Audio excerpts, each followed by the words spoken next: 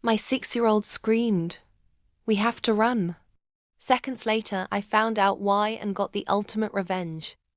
My husband had just left for a business trip. I kissed him goodbye. Not even 2 hours later, my 6-year-old daughter came running into the living room, eyes wide, screaming, "Mom, we have to run. Now." My blood froze. I asked why. She shook her head, panicked. "There's no time. Please, Mom." I didn't know what was happening, but something in her voice told me something was wrong. And just as we packed a bag and reached for the door, it happened. And everything changed. The front window shattered. Not from outside, from inside the house. My daughter's favorite teddy bear ripped open. Hidden inside, a black device blinking red. It wasn't a toy. It was a tracker. Or worse, alarms didn't go off. No warning. But my daughter knew. Daddy said if anything starts blinking, we run. Daddy said. My husband never told me that. And that's when it hit me. He wasn't on a business trip.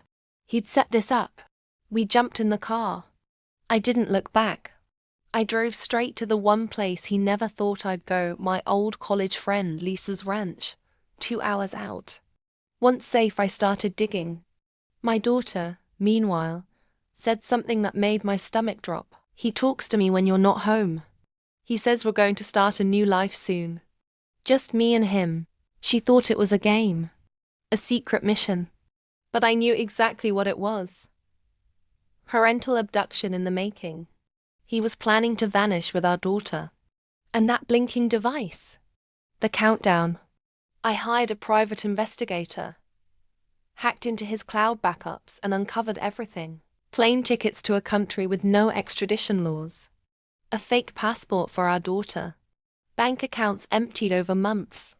A separate apartment lease under a different name.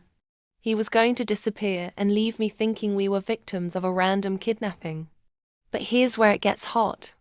I didn't go to the police. I didn't scream. I let him think his plan was working. And then I turned the tables. 2 weeks later, he returned home to an empty house and a fake letter from me. "You were right. It's better this way. She's safer with you." Attached was a USB drive. On it, all the evidence. Not just of his plot, but of the offshore accounts tied to illegal shell companies. Tax evasion. Fraud. Identity theft. And an audio file of him coaching our daughter to lie to border agents. By the time he finished watching, the house was surrounded. But not by police. By federal agents. Because while he was planning a getaway, I turned him into a case. He's now facing 20 years in federal prison. Our divorce? Finalized. Full custody? Mine. And my daughter? Safe. Happy. Never in the dark again. She's the reason I ran. And I'll never stop running toward justice for her. Subscribe now, because every day I bring you true tales of female power, payback and plot twists you'll never forget.